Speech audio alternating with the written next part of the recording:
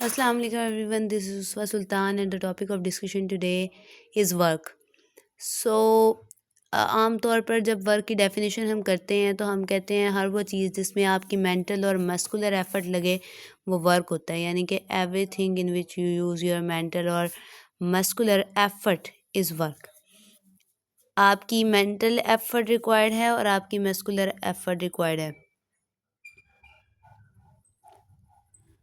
लेकिन फ़िज़िक्स में जो डेफ़िनेशन है या मैकेनिक्स में आपकी डेफ़िनेशन है वो थोड़ी सी इससे डिफरेंट है। वो बहुत ज़्यादा प्रिसाइज़ करके डेफ़िनेशन दी गई है। फ़िज़िक्स और मैकेनिक्स के रूह से आपके पास वर्क वो चीज़ होती है मतलब work is actually the measurement of change in kinetic energy of body. Measurement of change in kinetic energy. आपकी किसी भी बॉडी के अंदर जो काइनेटिक एनर्जी है उसमें जो चेंज आता है उसकी जो मेजरमेंट है बेसिकली वो वर्क डन होती है और वो दो चीज़ों पे डिपेंड करती है। एक उस बॉडी के मास पर, सेकेंडली जिस वेलोसिटी से वो मूव करे उस वेलोसिटी पर। काइनेटिक एनर्जी भी आपको पता है एनर्जी ऑफ मूविंग ऑब्जेक्ट्स है। So energy half M V square होती है। हाफ एम वी स्क्वायर में जो एम है वो मास है और वी आपकी वेलोसिटी है, और ये जो मास और वेलोसिटी है इनका डायरेक्ट रिलेशन है काइनेटिक एनर्जी के साथ। सो इसका मतलब है कि अगर मास बढ़े तो एनर्जी बढ़ जाती है, एनर्जी ज़्यादा होती है, और अगर जिस तरह वेलोसिटी इंक्रीज़ करती है वैसे ही एनर्जी काइनेटिक एनर्जी भी इंक्रीज़ करती है। सो इस हिसाब से हमारे पास दो चीज़ों पे हमारा वर्क डन भी डिपेंड कर रहा है, mass and velocity. But examples हमारे पास कुछ ऐसे हैं, जैसे आपने अगर किसी चीज़ को लिफ्ट करना हो, आपने किसी चीज़ को पुश करना हो, आपने किसी चीज़ को पुल करना हो, ये जो सारी एग्जांपल्स हैं इनमें आकर हमारी जो काइनेटिक एनर्जी वाला कॉन्सेप्ट है वो हमें उतनी एक्यूरेट डेफिनेशन नहीं दे पाता। तो फिर हमने कहा कि जब आपने इन एग्जाम्पल्स के साथ काम किया या इन एग्जाम्पल के साथ हम काम करते हैं तो फिर हम एक फोर्स अप्लाई करते हैं। फोर्स अप्लाई करने के बाद हम उसे मूव कराते हैं, उसके बाद वो चीज़ मूव करती है, और मूव कहाँ से मूव करती है, एक जगह से दूसरी जगह की तरफ, यानी कि हम फोर्स अप्लाई करके उस चीज़ को डिस्प्लेस कर देते हैं। अब यहाँ पर दो चीज़ें आ रही हैं, एक तो हमारे पास आ गया force, that is the force, और दूसरी चीज़ हमारे पास आ गई डिस्प्लेसमेंट। अब इन दो चीज़ों पे हमारा वर्क डिपेंड कर रहा है हमारी एग्जांपल्स के हिसाब से, कि एक तो आपकी फोर्स है, सेकेंडली आपकी डिस्प्लेसमेंट है। दोनों ही हमारे पास वेक्टर क्वांटिटीज़ हैं। हमने कहा जी अगर ये बात है तो फिर हमारा वर्क डन उस हिसाब से फोर्स और डिस्प्लेसमेंट का प्रोडक्ट होगा, क्योंकि जो फोर्स है वो वेक्टर क्वांटिटी है और वो किसी न किसी डायरेक्शन में लगाई जाती है। इसी तरह जो डिस्प्लेसमेंट है वो भी वेक्टर क्वांटिटी है, डायरेक्शन को रिप्रेजेंट करती है, और जब हम फोर्स अप्लाई करके डिस्प्लेस करते हैं तो हम वर्क करते हैं। अब अगर हम फोर्स अप्लाई करने के बाद डिस्प्लेसमेंट कवर कर पाते हैं तो हमने वर्क किया, और अगर हमने वर्क किया तो वर्क दोनों ही वेक्टर्स के मैग्नीट्यूड्स का प्रोडक्ट ले लें तो वर्क हमारे पास आएगा, क्योंकि वर्क एक स्केलर क्वांटिटी है, सो हम उसे डायरेक्शन से रिप्रेजेंट नहीं करते।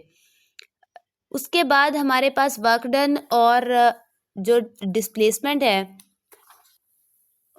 अब जो वर्क डन है वो दो तरह से हो सकता है। अब फोर्स हमने कहा जी दो तरह की फोर्स हम अप्लाई कर सकते हैं। एक तो चांस ये है कि जो वर्क डन हो वो ड्यू टू कांस्टेंट फोर्स हो, यानी जो फोर्स आपने अप्लाई की थी वो कांस्टेंट है through out the time.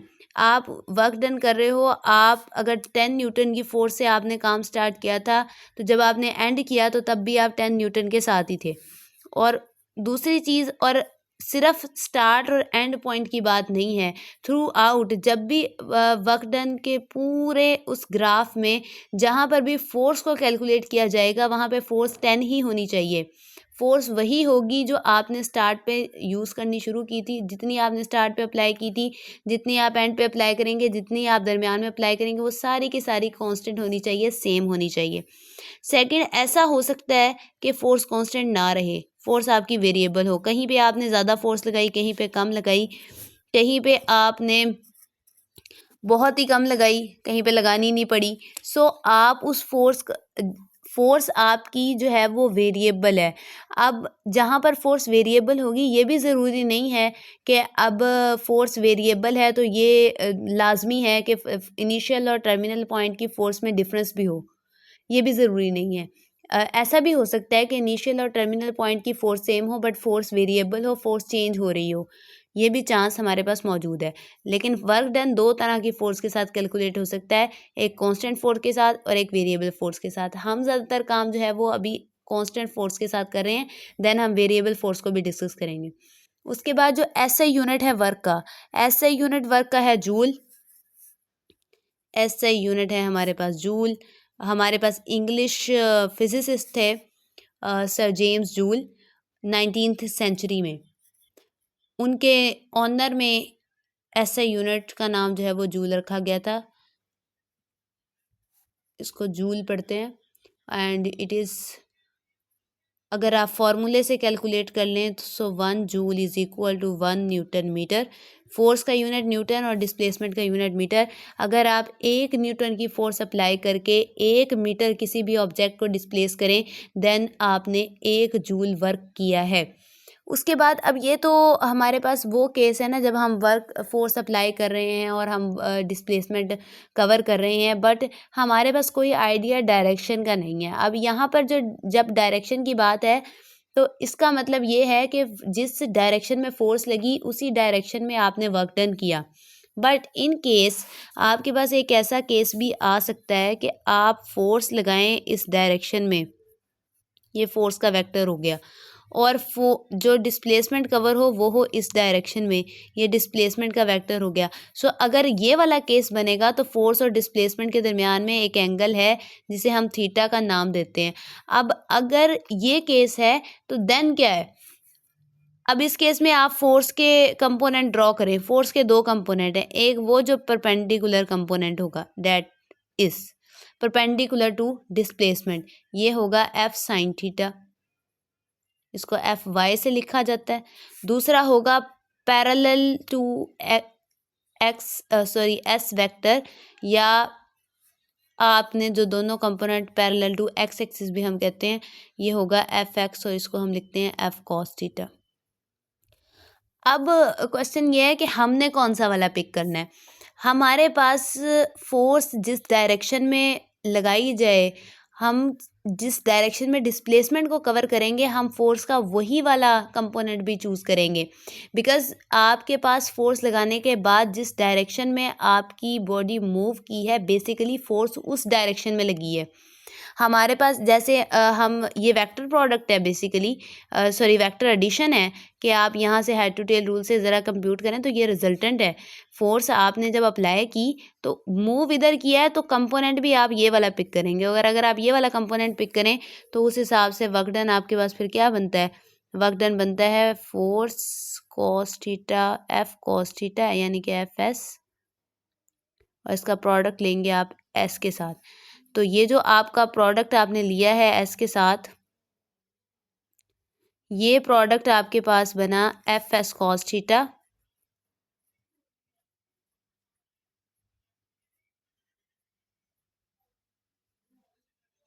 F S cos theta. अब आप अगर थोड़ा सा पीछे जाएं तो जो हमने जो है स्केलर प्रोडक्ट या डॉट प्रोडक्ट हम पढ़ते आए हैं अब तक, वहाँ पर जो डॉट प्रोडक्ट की डेफिनेशन थी वो डेफिनेशन क्या थी कि एक जो है वो कंपोनेंट, एक वेक्टर का मैग्नीट्यूड और सेकंड वेक्टर का वो कंपोनेंट जो उसी वेक्टर की डायरेक्शन में हो। तो अगर आप इसको देखें तो ये वही डेफिनेशन को सेटिस्फाई करता है। तो मैं इसको कंबाइन करके यूँ भी लिख सकती हूँ, फोर्स भी हमें पता है वेक्टर था और डिस्प्लेसमेंट भी वेक्टर था। So this is the formula of work done. और हम वर्क डन की यहाँ से एक और डेफिनेशन कर सकते हैं, और वो डेफिनेशन हमारे पास क्या होगी, the dot product of the scalar product of force and displacement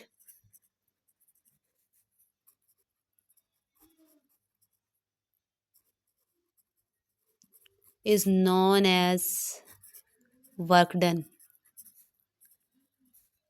ठीक है जी, यहाँ तक तो हमारे पास काम हो गया। उसके बाद अब वर्क डन के साइन की बात है। वर्क डन कितनी तरह का वर्क डन हो सकता है, मतलब वर्क डन यहाँ जिस वर्क डन की हम बात कर रहे हैं तो पॉजिटिव है, बट हमारे पास वर्क डन नेगेटिव भी होता है और वर्क डन ज़ीरो भी होता है। तो हम इसको भी डिस्कस करते हैं कि हमारे पास कब वर्क डन पॉजिटिव होता है, कब नेगेटिव होता है और कब ज़ीरो होता है। सो पहली चीज़, वर्क डन पॉजिटिव कब होता है? Positive work done. अब आपके पास लेट कोई भी एक ऑब्जेक्ट था, क्योंकि हम ऑब्जेक्ट्स के साथ ही डील कर रहे हैं। सो एक आपके पास ये ऑब्जेक्ट था, इस ऑब्जेक्ट पे आपने लगाई फोर्स इस डायरेक्शन में और ये डिस्प्लेस भी हो गया इसी डायरेक्शन में, ठीक है। आप इसको इधर से इधर फोर्स लगाएंगे, ज़ाहिर है आगे चला जाएगा। तो डिस्प्लेसमेंट की डायरेक्शन यही वाली है, डिस्प्लेसमेंट की डायरेक्शन ये वाली है। जिस डायरेक्शन में डिस्प्लेसमेंट थी ये उसी डायरेक्शन में मूव किया है, तो इसका मतलब है यहाँ पर आपका वर्क डन जो है वो पॉजिटिव कंसीडर होगा, ठीक है जी। यानी कि जिस डायरेक्शन में आपका आप फोर्स लगाएं उसी डायरेक्शन में आपका जो है वो एस मूव कर जाए। अब फोर्स आपने इधर को लगाई है, डायरेक्शन भी इधर को मूव कर गई है। मैं इसको जो है वो थोड़ा सा अगर ग्राफ की मदद से बना सकूं सो देन अब आपके पास फोर्स किधर को लग रही है? इस साइड को। So that is the force. Displacement आपके पास कहाँ कवर हो रही है? इसी डायरेक्शन में, ऐसे, ये ऐसे। अब एफ कॉस थीटा किधर है? यहाँ पर, ये थीटा है तो ये एफ कॉस थीटा, और साइन थीटा इधर से, ये एफ साइन थीटा। तो अब यहाँ पर देखें, F cos theta F sine theta, तो ये जो थीटा है यहाँ पर जब आप प्रोडक्ट लेंगे तो ये आपको पॉजिटिव देगा, और थीटा यहाँ पे लाई करेगा बिटवीन 0 एंड 90, यानी कि फर्स्ट क्वाड्रेंट। 0 और 90 डिग्री के दरमियान में आपका थीटा आ रहा है, तो यानी कि हमारे पास अगर थीटा 0 और 90 डिग्री के दरमियान में होगा तो वर्क डन हमारे पास पॉजिटिव होगा। अब आते हैं हम केस 2 की तरफ। लेट ये एक आपके पास ऑब्जेक्ट पड़ा हुआ है, डिस्प्लेसमेंट की डायरेक्शन वही है, ये वाली, इधर वाली। ये ऑब्जेक्ट पड़ा हुआ है, आप फोर्स लगाएं इस डायरेक्शन में, इधर को, या ऐसे लगा दूं मैं अगर फोर्स, आपने इधर को फोर्स लगाई। अब ये ऑब्जेक्ट मूव किस साइड को करेगा? आप इसे पुल कर रहे हैं, कि यहाँ पर आप इसे पुश कर रहे थे, अब आप इसे पुल कर रहे हैं, फोर्स इस साइड को लग रही है। अगर फोर्स आप इस साइड को लग रही है तो ये मूव भी इसी साइड को करेगा। अब ये मूव इस साइड को कर रहा है, अगर ये इस साइड को मूव कर रहा है तो हमारे पास जो डिस्टेंस कवर हो रहा है या जो मूवमेंट है वो opposite to the direction of displacement है। सॉरी, डिस्प्लेसमेंट की डायरेक्शन के ऑपोजिट हम मूव कर रहे हैं, और अगर हम डिस्प्लेसमेंट की डायरेक्शन के ऑपोजिट मूव कर रहे हैं तो वहाँ पर हम कंसीडर करेंगे कि हमारा जो एंगल है वो फिर जो है वो ग्रेटर दैन 90 हो जाएगा, और वर्क डन आपके पास जो है वो हो जाएगा नेगेटिव। अगर मैं ड्रॉ करूँ, सो वर्क डन आपका, फोर्स आपकी इस साइड को लग रही है, ये आपके फोर्स है, और आपकी डिस्प्लेसमेंट की डायरेक्शन ये वाली है, और आपका जो परपेंडिकुलर कंपोनेंट है फोर्स का वो ये है, that is F sine theta, और जो हॉरिजॉन्टल कंपोनेंट है वो ये है। अब आपकी फोर्स इस साइड को लग रही है, so that is F cos theta. अब ये इसी साइड को आना है, और ये इसका वर्टिकल कंपोनेंट ये मैं यहाँ लगा देती हूँ, सॉरी, ऐसा कुछ, ये एफ साइन थीटा है। और अब एंगल कहाँ से कहाँ बनना है? एंगल आपका बनना है डिस्प्लेसमेंट के साथ। सो ये आपका एंगल है, क्योंकि एंगल, आप डेफिनेशन को याद करें ज़रा डॉट प्रोडक्ट की। एंगल कौन सा होता है? एंगल उन दोनों वेक्टर्स के दरमियान होता है। सो एंगल तो ये वाला बनना है, और अगर ये आप एंगल नोट करें तो ये एंगल थीटा 90 से ग्रेटर है, लेकिन 180 से कम है। सो हम कहते हैं कि 90 डिग्री से लेकर थीटा अगर 180 के दरमियान में लाई करेगा तो फिर हमारे पास जो वर्क डन है वो नेगेटिव होगा। अब इस चीज़ को हम जो है वो कॉज से भी, सिर्फ कॉज, क्योंकि डेफिनेशन में हमारे पास यहाँ पे कॉज यूज़ हुआ है। अब अगर हमारे पास फॉर्मूले में ही कॉज है तो आप चेक करें, ये है फर्स्ट क्वाड्रेंट में बात हो रही है, यहाँ पर जब आप हैं तो आप फर्स्ट क्वाड्रेंट में लाई कर रहे हैं, और कॉज फर्स्ट क्वाड्रेंट में पॉजिटिव होता है, और अगर कॉज आपको पॉजिटिव आंसर देगा तो आपका जो वर्क डन है वो ऑटोमेटिकली पॉजिटिव हो जाएगा। लेकिन अगर आप यहाँ आएँ तो यहाँ आप फर्स्ट क्वाड्रेंट में नहीं रहे, अब आप सेकंड क्वाड्रेंट में पहुँच चुके हुए हैं। और अगर आप सेकंड क्वाड्रेंट में हैं तो कॉस सेकंड क्वाड्रेंट में नेगेटिव होता है, और अगर आपका कॉस सेकंड क्वाड्रेंट में नेगेटिव है तो ऑटोमेटिकली आपका वर्क डन भी नेगेटिव हो जाएगा। अब तीसरा केस देखते हैं। तीसरा केस है कि वर्क डन हमारे पास ज़ीरो भी होता है। ज़ीरो कब होता है? ज़ीरो हमारे पास तब होता है जब theta is equal to 90 degree हो जाए, यानी कि आपने जो डिस्प्लेसमेंट है, जो फोर्स का कंपोनेंट आप यूज़ कर रहे हैं, यानी कि जब आप फोर्स लगा रहे हैं, फोर्स और डिस्प्लेसमेंट के दरमियान में एंगल 90 डिग्री का बन जाए। और वो कब पॉसिबल है कि ये आपका ऑब्जेक्ट था, ये आपकी डिस्प्लेसमेंट इस डायरेक्शन में कवर होनी थी और आपने फोर्स लगाई अपवर्ड डायरेक्शन में, यानी आपने उसे ऊपर लिफ्ट किया है। अगर आप उसे ऊपर लिफ्ट करेंगे तो फिर आपके पास एंगल क्या बनेगा? ये डिस्प्लेसमेंट आ गई, ये आपके पास आपने ऊपर लिफ्ट किया, फोर्स आ गई, एंगल बन गया 90 डिग्री का। अब अगर आपके पास एंगल 90 डिग्री का होगा तो कॉस 90 डिग्री पे आपको देगा ज़ीरो, और अगर कॉस 90 डिग्री पे आपको ज़ीरो देगा तो वर्क डन भी फिर आपके पास 90 डिग्री पे जो है वो ज़ीरो हो जाएगा। ये तीनों केस जो हैं वो साइन से रिलेटेड हैं। अब क्वेश्चन यहाँ पे ये अराइज होता है कि वर्क डन नेगेटिव होने का मतलब क्या है? यानी कि हमने कहा जी वर्क डन हमारा पॉजिटिव भी हो सकता है, नेगेटिव भी हो सकता है, ज़ीरो भी हो सकता है, पर वर्क डन नेगेटिव होने का मतलब क्या है? और इसका आंसर जो है वो हमें न्यूटन के थर्ड लॉ से मिलता है। अब अगर आप किसी भी चीज़ को लिफ्ट कर रहे हैं नीचे की तरफ, मैं इसको जो है वो एग्जांपल से आपको बता दूँ। ये ऑब्जेक्ट था, आप इसे नीचे की तरफ लिफ्ट कर रहे हैं, हम इसे लिफ्ट कर रहे हैं, नीचे रख रहे हैं, या जैसे वेट लिफ्टर वेट को नीचे लिफ्ट करते हैं, हम वेट नीचे लिफ्ट कर रहे हैं। तो हमारे जो हाथ हैं वो, और जो आपका वेट है वो, या आप जो जिस चीज़ को भी लिफ्ट कर रहे हैं वो डिस्प्लेसमेंट के साथ सेम डायरेक्शन में है। मतलब दोनों सेम डायरेक्शन में मूव कर रहे हैं और डिस्प्लेसमेंट के साथ सेम डायरेक्शन है। अब जो ये ऑब्जेक्ट है, ये आपके हाथ पे फोर्स अप्लाई कर रहा है, और जो आपके हाथ पे फोर्स अप्लाई कर रहा है तो वो उसको उसी डायरेक्शन में डिस्प्लेस कर रहा है जिस जिस डायरेक्शन पे वो फोर्स अप्लाई कर रहा है। अब नीचे से फोर्स अप्लाई हो रही है, नीचे को ही अप्लाई हो रही है, और आप मूव भी नीचे ही कर रहे हैं। ये इस वजह से आपका वर्क डन जो है वो हैंड मतलब वेट की तरफ से आपके हाथ पर जो वर्क डन हो रहा है वो पॉजिटिव है। लेकिन उसके साथ ही आपके जो हाथ हैं वो भी वर्क कर रहे हैं। अब आप न्यूटन थर्ड लॉ पे जाके बात करें तो Newton third law of motion हमें ये कहता है कि आपके पास to every action there is always an equal but an opposite reaction. तो आपके पास अगर जो वेट है वो आपके हाथ पे फोर्स लगा रहा है तो आपका हाथ भी वेट पे फोर्स लगा रहा है, और जो फोर्स आपका हाथ लगा रहा है वो बिल्कुल इक्वल है उसी फोर्स के जो वेट आपके हाथ पे लगा रहा है।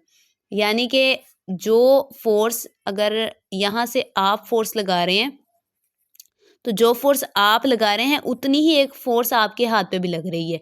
आप इसको यूँ भी कर सकते हैं, जो वेट लगा रहा है, वेट आपके हाथ को नीचे लिफ्ट कर रहा है और आप भी उसे वैसे नीचे लिफ्ट कर रहे हैं। लेकिन समटाइम्स जब हम ऊपर भी लिफ्ट करते हैं सो हम ऊपर लिफ्ट कर रहे हैं और वो आपके हाथ को नीचे लिफ्ट करता है। इसीलिए आपको जब ऊपर आपने पुल करना होता है तो वो करना ज़रा टफ हो जाता है, क्योंकि आपके हाथ पे फिर आपको फ़ील होता है अगेंस्ट ग्रेविटी आप जाते हैं। लेकिन अभी अगर आप नीचे लिफ्ट करेंगे तो आपको उतना फ़ील नहीं होगा, ड्यू टू कि आप in the direction of gravity हैं।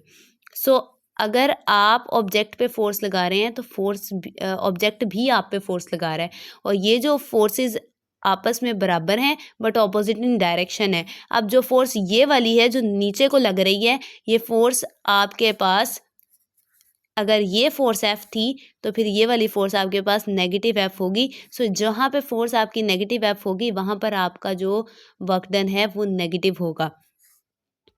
और यहाँ पर जो है हम इस चीज़ को लेकिन इसके लिए ज़रूरी हमारे पास ये है कि हमें ये पता चले कि रियल वर्क कर कौन रहा है। यानी कि आपके हाथ, अगर तो आप ऊपर लिफ्ट कर रहे हैं देन आपके हाथ वर्क कर रहे हैं, और जो ऑब्जेक्ट है उसका जो आपके हाथ पे वर्क होगा वो नेगेटिव होगा। और अगर आप नीचे लिफ्ट कर रहे हैं तो फिर ऑब्जेक्ट वर्क कर रहा है और आपके हाथ जो फोर्स लगा रहे हैं वो नेगेटिव कंसीडर होगी। वर्क हमारे पास ये तो है कि अगर हमारे पास एक ही फोर्स के साथ वर्क हो, अब अगर हमारे पास बहुत सारा वर्क हुआ है, मतलब स्मॉल आपके पास एक फोर्स आपने अप्लाई की, आपने वर्क किया, फिर सेकंड अप्लाई की, फिर थर्ड अप्लाई की, सो डिफरेंट फोर्सेस के साथ वर्क अप्लाई हुआ है, तो टोटल वर्क कितना होगा आप हर सेपरेट फोर्स के साथ वर्क कैलकुलेट करेंगे। फॉर एग्जांपल F1 और डिस्प्लेसमेंट हम F1 डी कर लेते हैं, D1 कर लें, F2 D2 कर लें, F3 D3 कर लें। ये हमारे पास डिफरेंट वर्क डन है under different forces and different displacement. आप क्या करेंगे, अब हमें जो है वो टोटल वर्क चाहिए, इन तीनों का सम ले लें, algebraic sum, W1 plus W2 plus W3, it is the algebraic sum of work done, so it is F1 D1 plus F2 D2 plus F3 D3 and this is equal to the W, जो कि आपका total work कहलाएगा, total work. सो यहाँ पर हमारा जो है वो वर्क का topic under constant force complete होता है। इंशाल्लाह नेक्स्ट लेक्चर में हम डिस्कस करेंगे work done under variable force.